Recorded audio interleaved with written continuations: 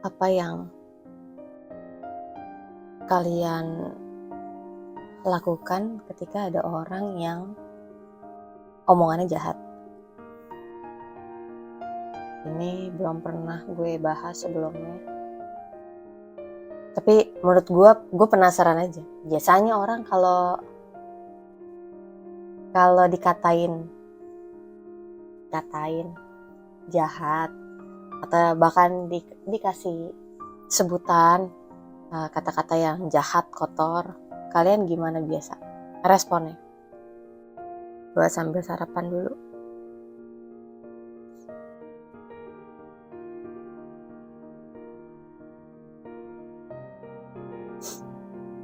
Makan. Ini di kulkas lagi adanya seleri. Mari kita makan ya. Seleri sih oke sih, tapi makannya pakai mayo.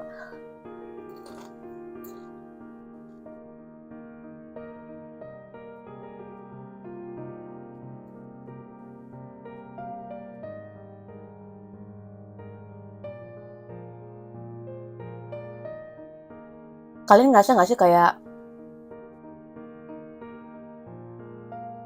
ketika kalian disebut jahat lah, terus disebut nggak bener lah, disebut yang jelek-jelek lah, pasti ngerasa sedih lah ya. Ngerasa sedih. Sedihnya bukan karena, kalau gue ya, sedihnya tuh karena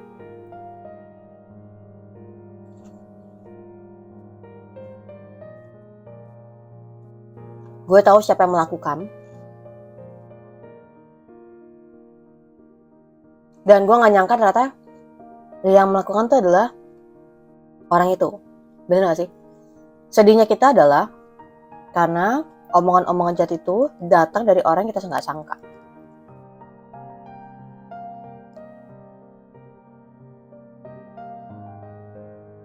Anyway, ternyata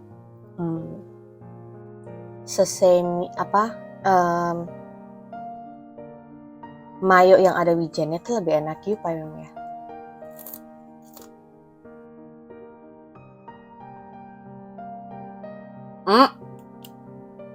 Cuma gue coba bandingin satu kipai, satu merek lokal. Dari warnanya aja lebih coklat kupai. Nah ini agak pucat. Sama-sama ada rasa wijennya. Oke. Pasti ada rasa sedih lah ya ketika ada orang ngomongin kita, ih. Atau mungkin kita ngerasa kaget. Ya ampun, kaget banget gue, orang tuh ngomongnya ada aja ya gitu kan. Jadi kagetnya kita kayak, ya ampun gue aja gak nyangka gitu kan. Kayak ada aja orang ngomong gitu ya.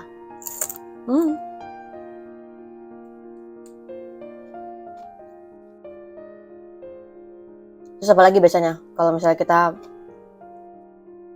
dengerin perkataan jahat dari orang lain?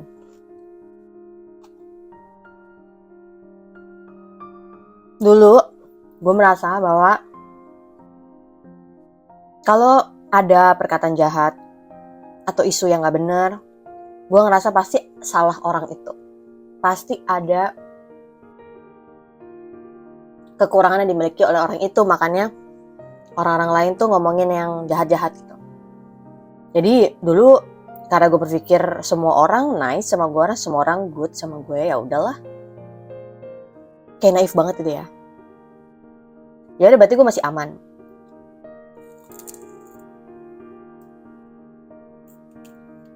Tapi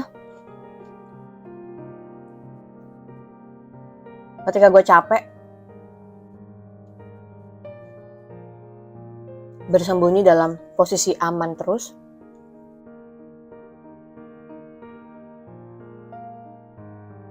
dan gue berani untuk menunjukkan diri gue padanya. Iya di atas iya, tidak di atas tidak. Mulailah.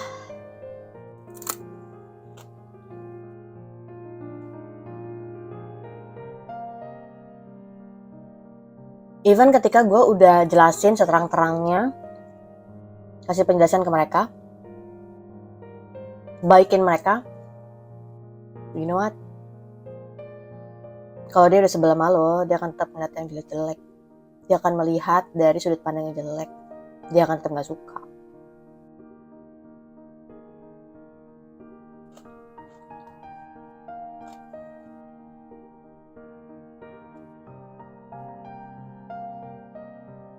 Itu juga pernah terjadi sama gue. Ketika gue sebel sama orang, mungkin bukan sebel, justru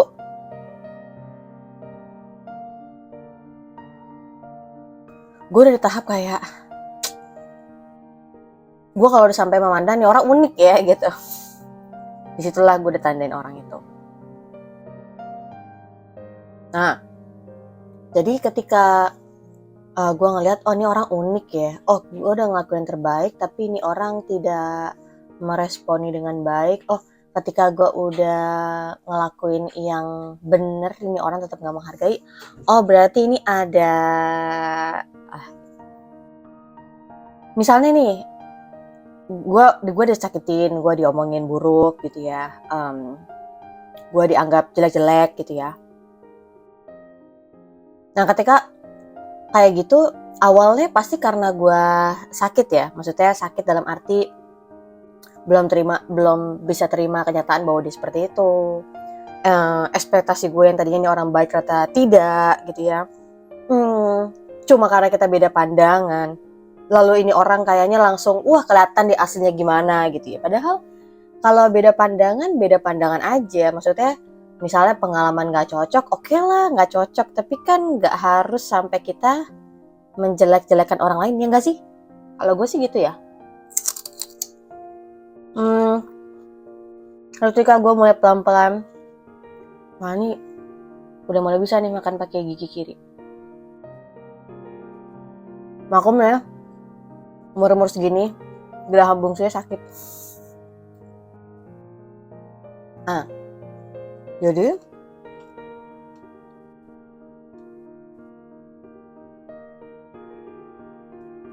ketika gue lagi sakit, gue kecewa, gue marah, dari dalam proses itu, fase itu, gue belajar untuk ya udah, biar gue aja yang tahu.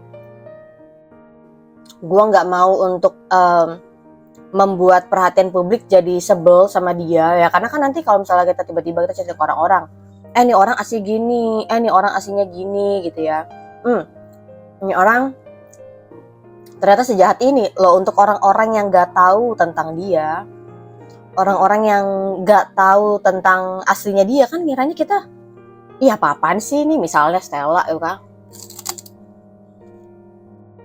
ceritain yang jahat-jahat gitu kan sama orang, kenapa Stella jadi jelekin orang, kita jadinya dikira orang gila. Bener nggak? Udah bayangin aja. Tapi ketika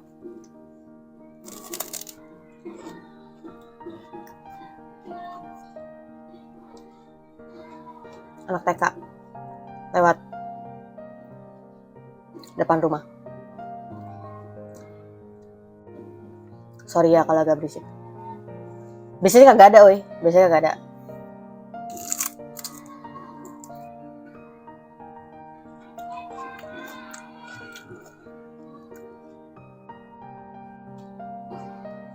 Oh iya, hari Jumat atau Sabtu ya, udah mulai puasa ya.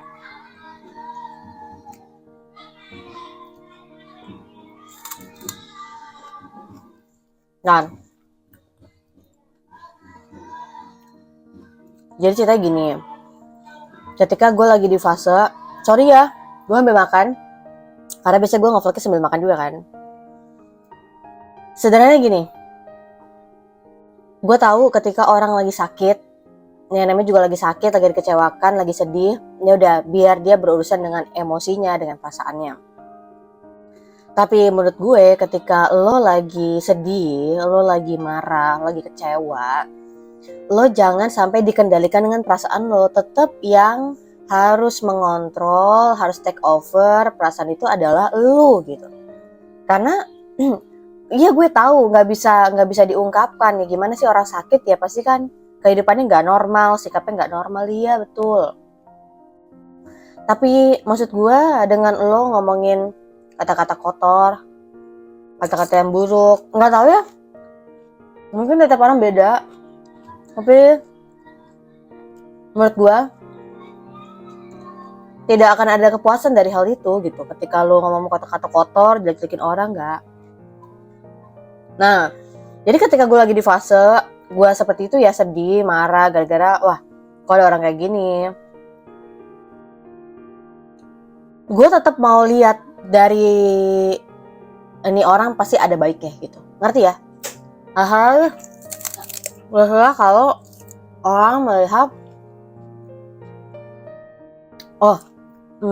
lo terlalu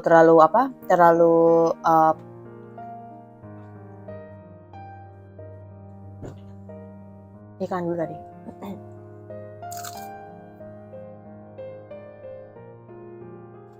Singkatnya adalah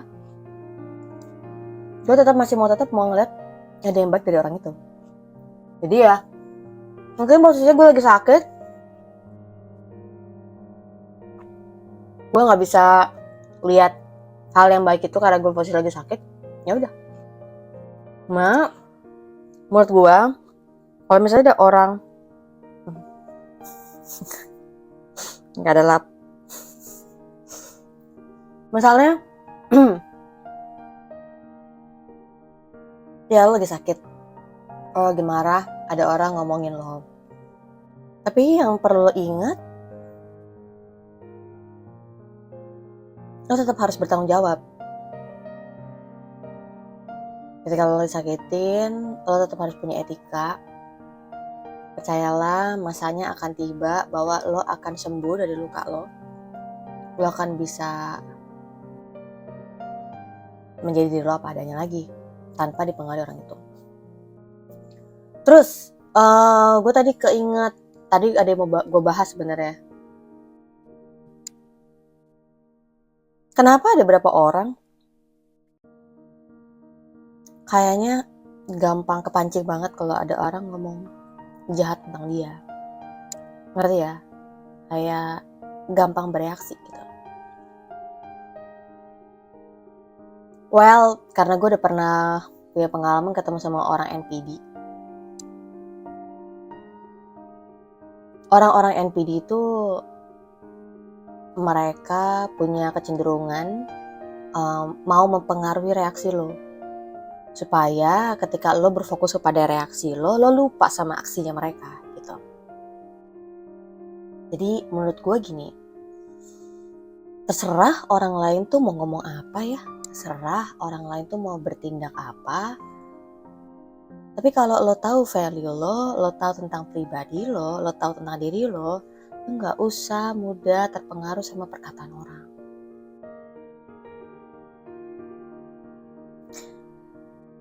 Jadi memang setiap keputusan kita tuh ada konsekuensinya. Lo mau berbuat baik, orang tetap akan anggap lo jahat. Lo mau menyenangkan dia akan tetap mandang lo jahat. Sama aja kok. Jadi gimana supaya kita tidak mudah terpengaruh sama perkataan orang lain? Sederhana sih, yang pertama menurut gue, orang ini bukan siapa-siapa. Pertama, dia bukanlah keluarga gue. Nah, kebetulan konteksnya adalah keluarga gue itu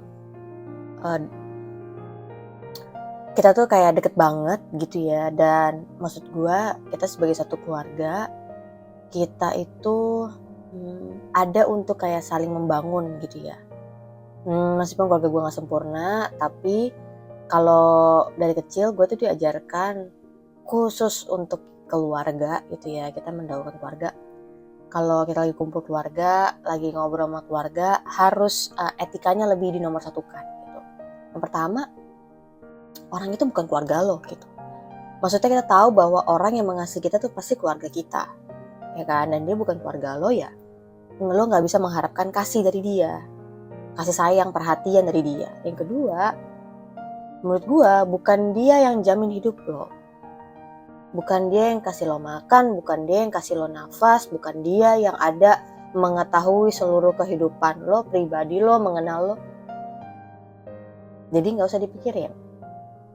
Nah yang ketiga, gue menghadapi bahwa pandangan orang yang beda-beda terhadap kita tuh gak apa-apa. Kita punya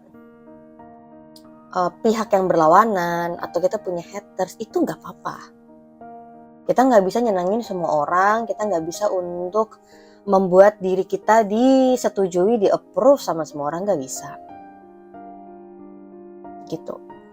Dan daripada lo keikut arus, harus menyenangkan ini, dan akhirnya lo kehilangan diri lo sendiri, lebih baik karena lo tahu ini hidup lo yang menjalaninya, lo yang menanggung bebannya, lo ambil keputusan lo harus bertindak apa gitu ya. Gue pernah dengar kalau zaman sekarang kan kayak gampang cut off gitu ya. Gue tuh tipikalnya bukan kayak gitu banget, karena menurut gue masih bisa memberikan kesempatan untuk orang-orang yang unik ini. Mereka bisa bertobat, mereka bisa tinggalkan kejahatan mereka, dan ya udah, kita masih bisa temenan meskipun tidak sedekat kayak dulu. Tapi yang gue mau katakan di pagi hari ini, gue yang nggak biasa sebenarnya dalam hal itu ya. Tapi akhirnya justru jadi mau nggak mau gitu. Karena gini. Yang pertama, dengan adanya orang itu, bukannya dia makin lama makin baik, malah makin lama makin kelihatan bobroknya. Dan menurut gue kehadiran dia bukannya membuat diri gue berkembang atau lebih baik, ya kan? Ya udah, karena gini. Menurut gue, kalau kita katakan kita berteman, kita networking, itu kan untuk kita bisa menghasilkan sesuatu yang lebih baik daripada sebelumnya, betul nggak? Kalau tahu bahwa, ini kok malah tidak membuat keadaan atau diri kita lebih baik atau dirinya lebih baik. Jadi, gue merasa bahwa, ya udah, untuk sekarang lo lagi sakit, gitu ya. Untuk sekarang lagi sakit, ada baiknya lo dengan dunia lo sendiri gitu. Gue juga ada untuk menenangkan diri gue sendiri. Tapi gimana ketika gue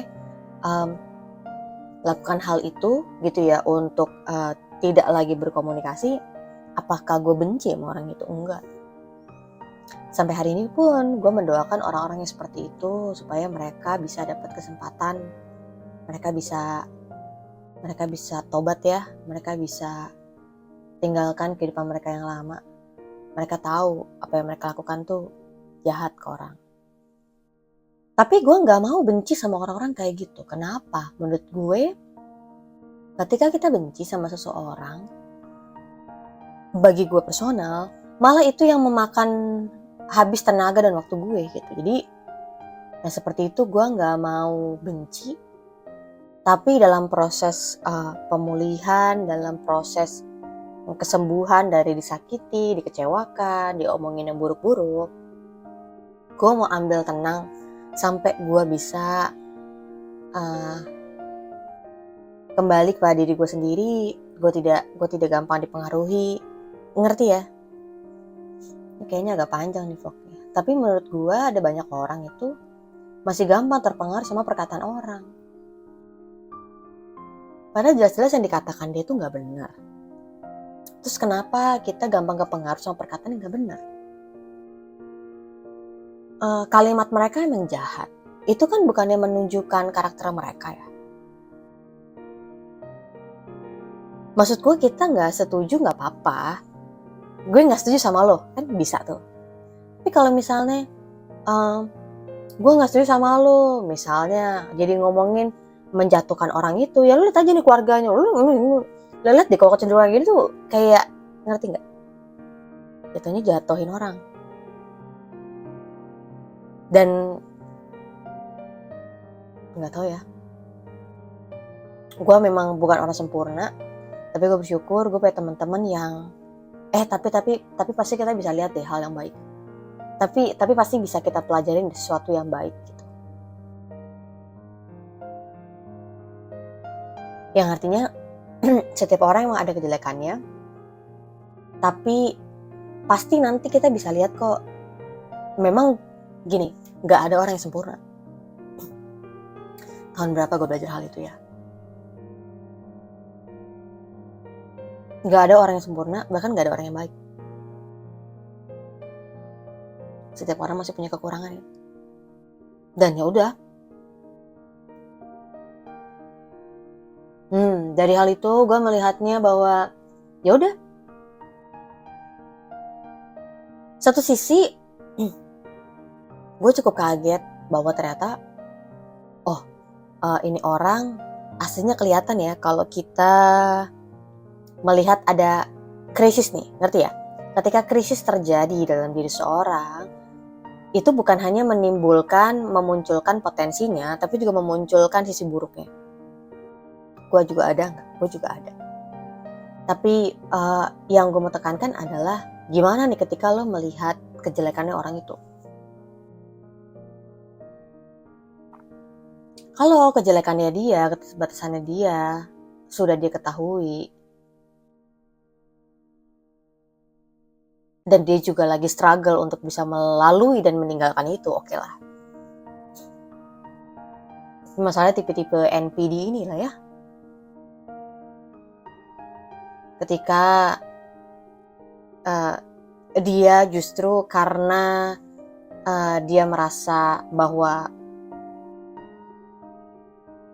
dia mengalami krisis gara-gara kita, gara-gara orang lain, dan dia bukannya berkaca dan dia malah jadinya menjatuhkan orang lain, kan kelihatan sebenarnya aslinya dia kayak gimana. Gue ketika melihat orang seperti itu, gue malah dari awal gue katakan sama teman-teman gue juga, just be real aja gitu. Ketika lo jadi diri lo apa adanya, jelek-jeleknya lo, kita jadi tahu gitu. Terus setelah gue ngomong gitu gimana, gue lebih happy atau gue lebih kaget? Lebih banyak kagetnya lah, karena orang itu kan akhirnya menunjukkan sisinya apa yang asli kan. Tapi bedain orang-orang yang memang dia nggak mau melihat kekurangannya dan nggak mau mengakuinya, nggak mau ada langkah-langkah membuat dirinya lebih baik gitu ya. Sama orang-orang yang sadar, gue sadar kok gue keras kepala, gue juga lagi struggle hal itu. Beda ya. Makanya menurut gue adalah tindakan perkataan orang itu menunjukkan dirinya kok. Gue tahu banget ketika lo lagi dijahatin orang, lo lagi disakitin, lo kecewain, itu gak enak. Iya. Tapi jangan biarkan perasaan itu, emosi lo itu mengambil alih hidup lo. Ya kalau andaikan misalnya lo masih belum bisa untuk mengambil alih perasaan dan emosi lo, ya udah lo siap-siap menanggung resiko. Tapi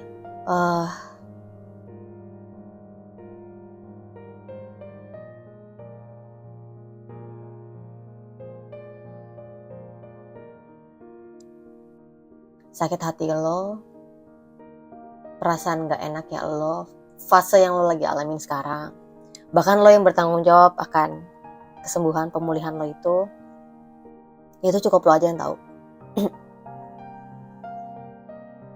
Kenapa? Karena kalau kita punya orang-orang yang bisa melihat secara netral, orang-orang yang bisa memberikan kita nasihat yang netral. Kalau misalnya jatuhnya subjektif gimana kan? Enggak. Ngerti gak sih?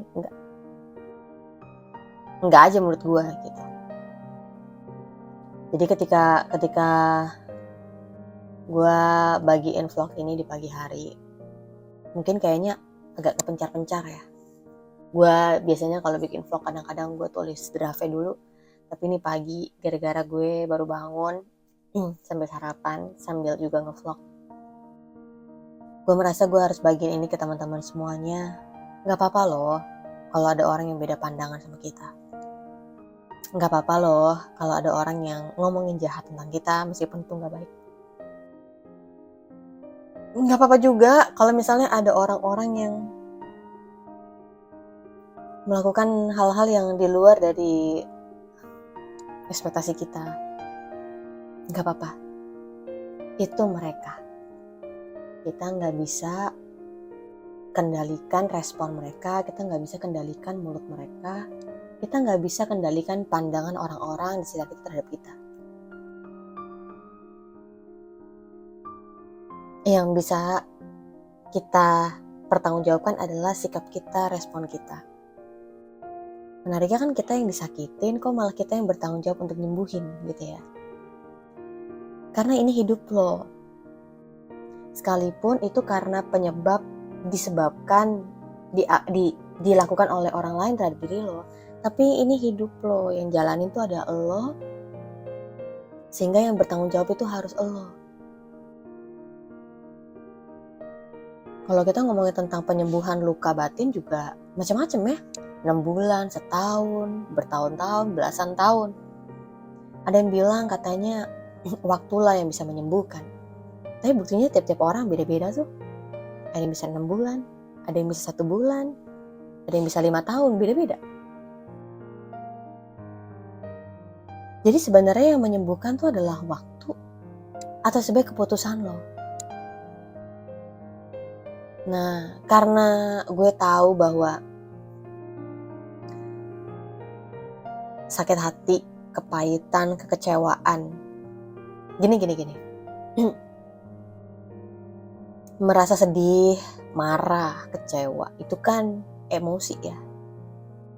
Tapi lo tahu bahwa itu semakin lo menanggungnya, membawa beban itu, lo yang capek. Jadi ketika gue juga mengalami hal itu, gue katakan, Tuhan, saya gak bisa tanggung ini sendiri. Saya capek. Saya gak tahu harus kayak gimana juga, mulai kesembuhan dari mana.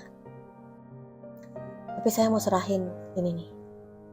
Setiap sakit hati saya, marahnya saya, kecewanya saya, ke dalam tangannya Tuhan. Kalau ketika gue melakukan hal itu tuh ngaruh. Gue bilang, Tuhan, orang ini mengganggu nih. Perkataannya yang jahat, perilakunya yang jahat. Aku minta ampun kalau aku memang melakukan hal yang tidak benar gitu ya. Tapi kalau sampai orang ini bertubi-tubi untuk membalasnya, kayaknya ada yang aneh nih. Dan lihat gimana Tuhan menjawab doa kita gitu ya.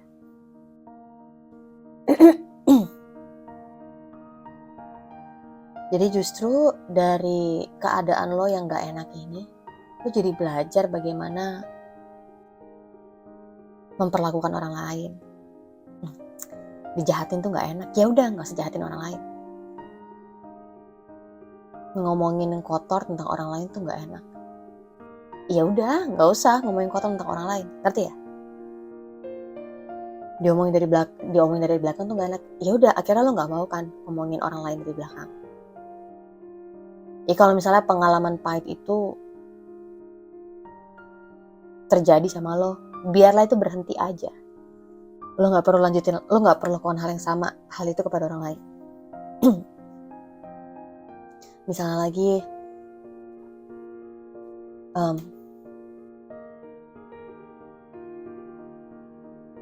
ketika lo dengar ada orang-orang yang ngalamin kasus yang sama lo jadi tahu apa yang harus lo lakukan kepada mereka.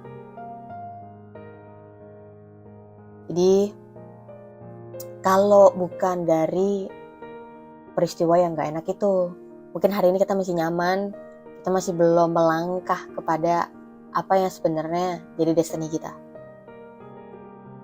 Ngerti ya? Kalau gue gak digituin, hari ini gue gak akan menjadi seperti diri gue sekarang. Ternyata yang membuat diri gue lebih baik. Kalau waktu itu gue masih berpusat untuk dengerin apa kata orang, mungkin hari ini gue belumlah menjadi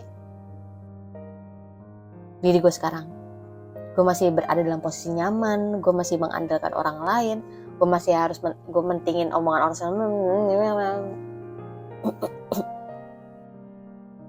Jadi justru gue percaya Tuhan izinkan ini semuanya itu untuk kebaikan. Akhirnya hari ini ternyata kita bisa berdiri dengan kaki kita sendiri. Kita bisa lepas dari bayang-bayang masa lalu. Kita bisa bodo amat dari perkataan orang lain yang kita bahkan gak kenal. Kita ternyata bisa mencoba. Apa yang orang lain katakan kita gak bisa. Gak ada apa-apanya lo gak bisa lakukan ini. Emang nanti lo akan jadi apa kalau gak ada gue? Tapi ternyata hari ini lo bisa. Jadi justru kita bersyukur karena penilaian buruk orang lain membuat kita mengetahui jati diri kita. Orang lain, perkataannya, tindakannya itu yang menjelaskan, menggambarkan identitas mereka. Tapi kalau kita tahu bahwa kita tidak kayak gitu, ya udah tunjukkan dong. Tunjukkan bahwa lo tetap fokus kepada mimpi lo. Tunjukkan bahwa lo tetap melakukan yang terbaik. Tunjukkan bahwa lo orang yang gak suka balas dendam. Tunjukkan bahwa orang lain bisa berkata apapun. Dan lo gak mudah terpengaruh akan hal itu. Karena lo tahu siapa diri lo. Jadi semangat ya teman-teman semuanya. Hari ini kita mungkin menjadi kawan, besoknya jadi lawan. Hari kita menjadi partner yang paling besoknya gak tahu. Dan semoga dari hal ini bukannya kita malah kita makin ansos ya. Tapi gue percaya dunia ini tuh punya banyak warna, punya banyak rasa, termasuk juga orang-orang dalamnya.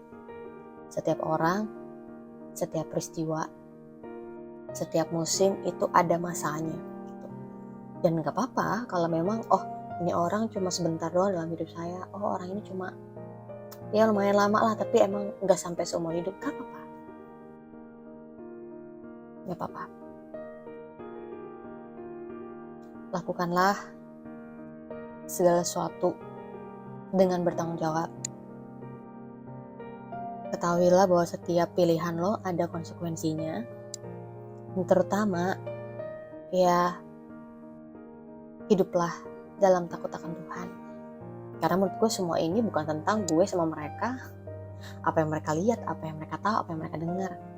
Tapi hidup gue ini semua tentang antara gue sama Tuhan.